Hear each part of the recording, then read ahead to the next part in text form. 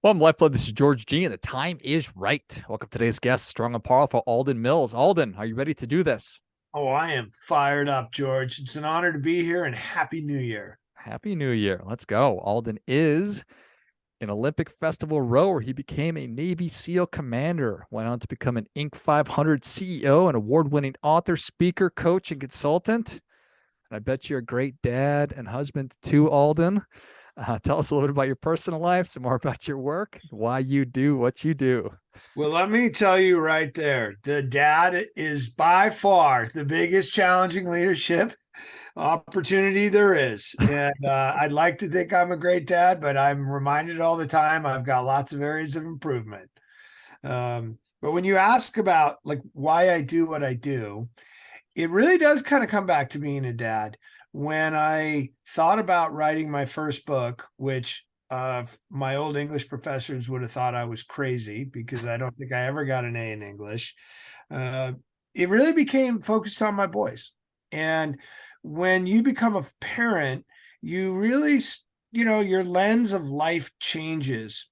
And it really made me think about, okay, if I'm going to write a book for my boys, what would I want to help them do? And what I really came up with was I wanted to help them be unstoppable at going after their dreams, not following their father's footsteps, not, be what they want, the parents want their kids to be the best versions of themselves. So it's a roundabout way of answering your question. Hey, Alden, why do you do what you do? I really went on this path of helping others be unstoppable right about the time I had my first child. And, well, my wife had the first child. I now have four. And that started back in 2003. Well, excellent. Well, I certainly appreciate that. I've got two boys myself, and I can attest to how your view of the world changes, certainly, and Yeah. how incredibly rewarding and challenging it is. And yeah, a high uppercase on the C for challenge. Mhm. Yes, for sure. So you've got so much wonderful practical experience and in being unstoppable in your own right and working hard and reaching high levels and now helping a lot of other people to do that. I myself and a lot of the people that are sort of in my sphere, it's frustrating time. We look out and we're constantly hearing about terrible things that are happening in the world, in our own country, things we're frustrated by. How do you counsel people to manage that, to deal with it? I will start with a story. And the story goes back to when I finally had the opportunity to walk through the front door of Navy SEAL training in Coronado, California. And I'm going to abbreviate the story because we have a short time together. But there was this character with a deep accent that sounded like this. And he goes, "You want to know the secret of making it through SEAL training?" And, of course, we're all standing there, 122. It's like, yeah, we want the secret. And he goes, "Well, it ain't complicated. It's hard, but it ain't complicated.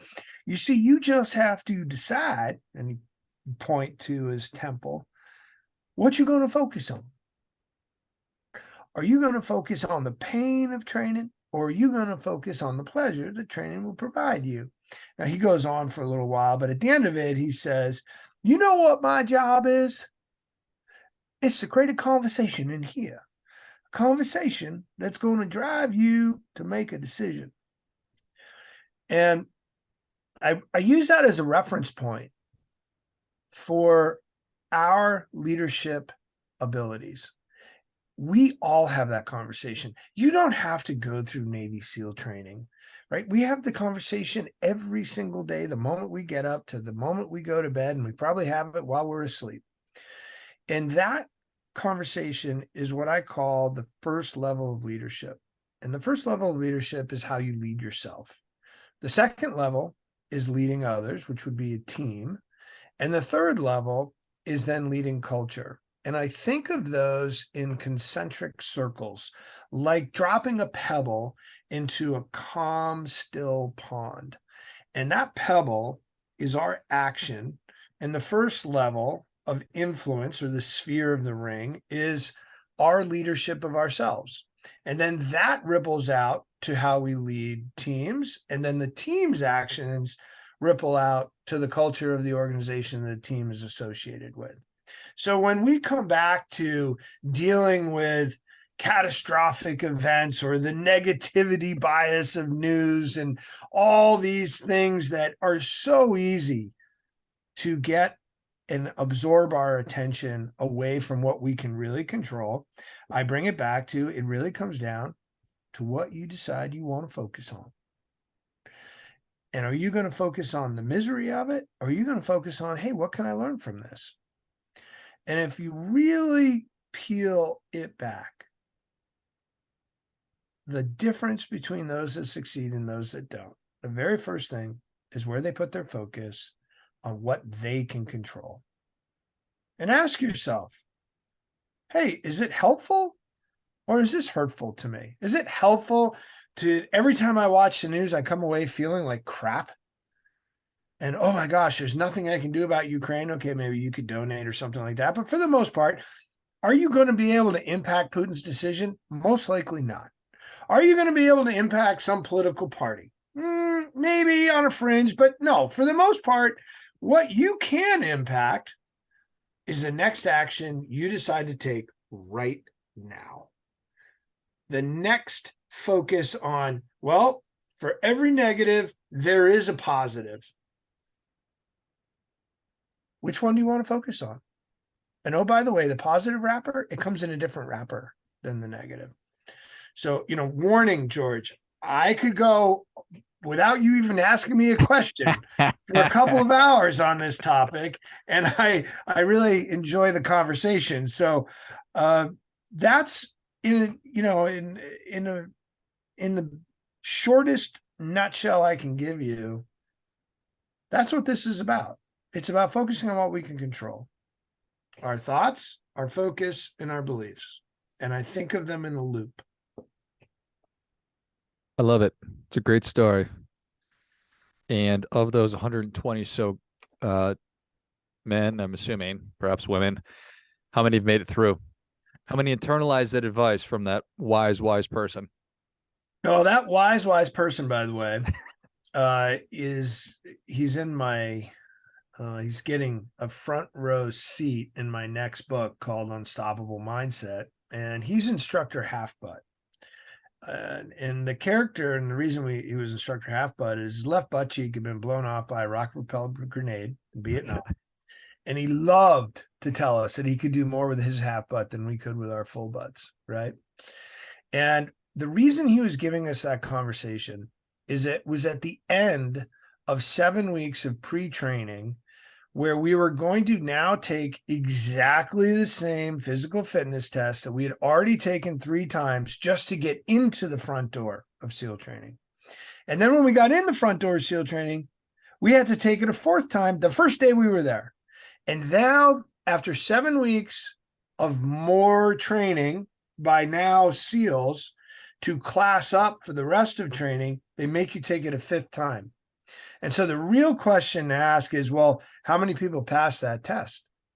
And all of them had passed it 4 times. We started with 64 from 122. The class graduated 12 originals.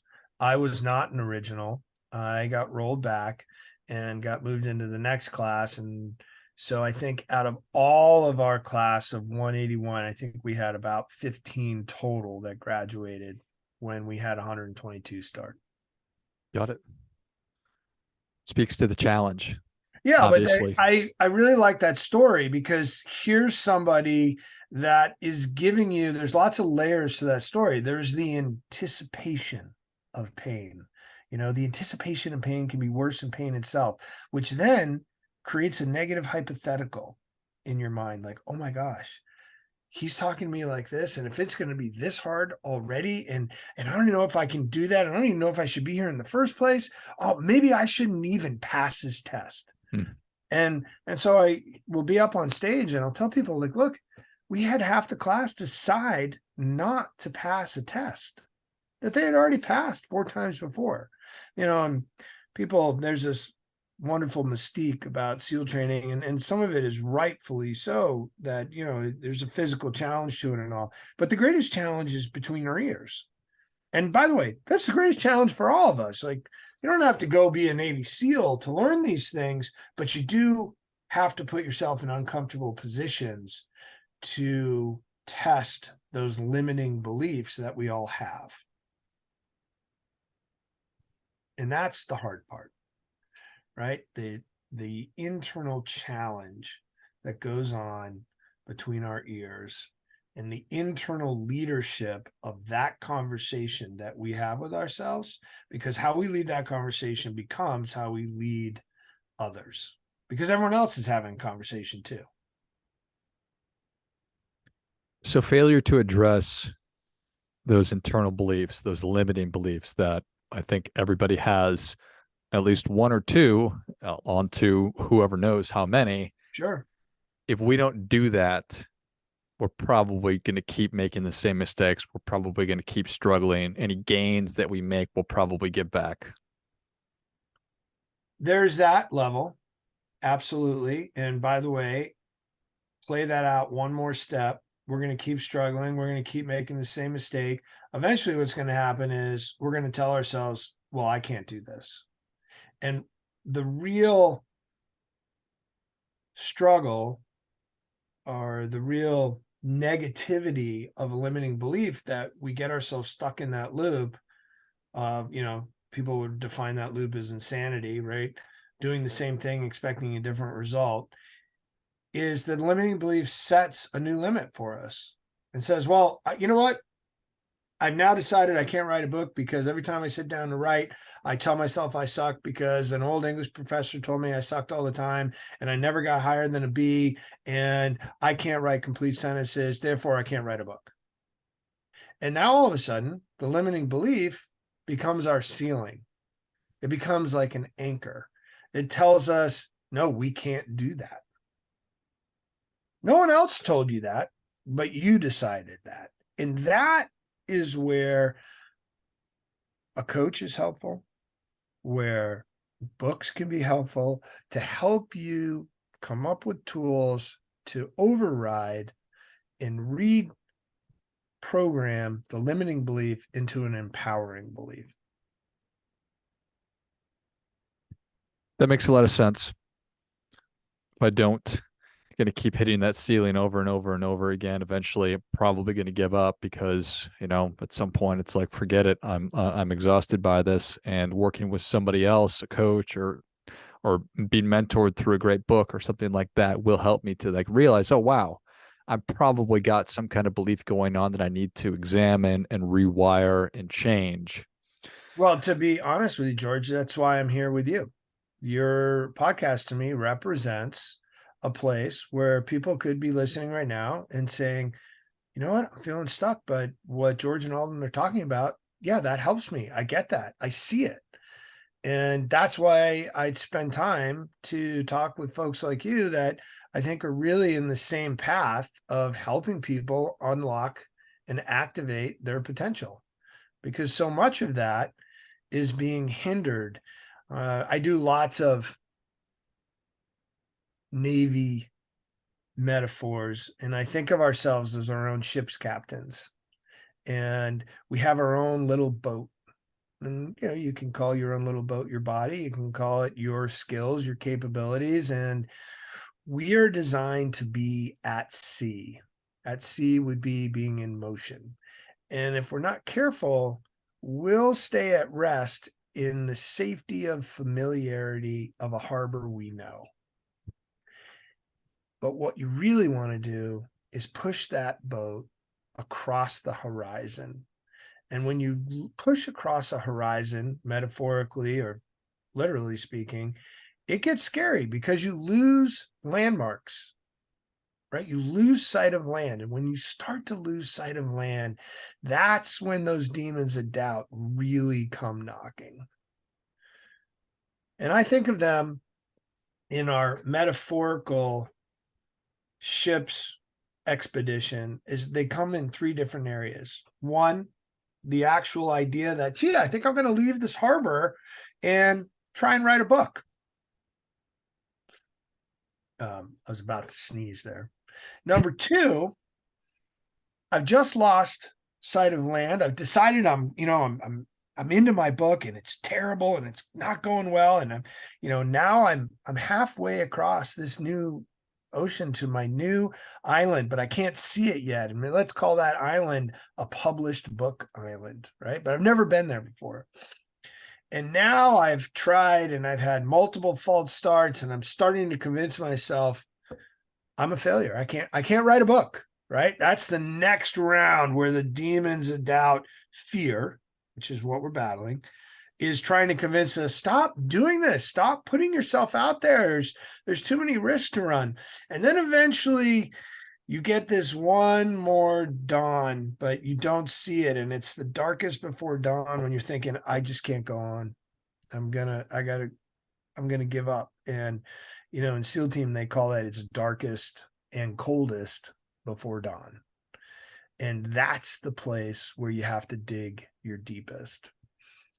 And so we have those three challenges, and they stack on each other as we start to decide to bust through that limiting belief and go do something that's new to us. And I think of that journey like getting in our own little boat and crossing an ocean to a new destination. I love it. Is everybody capable of that? Yes. Yes. Yes. Everyone is capable of that. And this isn't like, people like, oh, you got to be a born leader. Oh, really? So when you do 23andMe, do you get the leadership gene? I mean, did you do 23andMe? I never have, but I get I did it. I didn't get the positivity gene. I didn't get the leadership gene. I didn't get the success gene. I didn't get the innovation gene. That's because there isn't any of that. okay. And so if you can't already figure out where I land is squarely in leadership is a journey that we all learn. We're all leaders. We're all leading ourselves. Like I led myself to be on this podcast with you. You led yourself to create this podcast, to reach out to me and others to say, hey, I'd like to see if Alden will participate. Now, how many people will follow you? That's a different conversation. And I will argue that the people will follow you dependent on how you lead yourself. So all leadership is personal and it involves your own inner work. I don't care where you are in the Myers-Briggs test or some personality spectrum. You're a leader. And the more you learn to lead yourself, well, the more you learn to lead others. I love it. How is it? How is having conversations like this with your kids? Ooh. Do you ever? Sometimes it can be really rewarding. My boys will listen to some podcasts. They have read my books. I've had them sit in the audience for some of my speeches.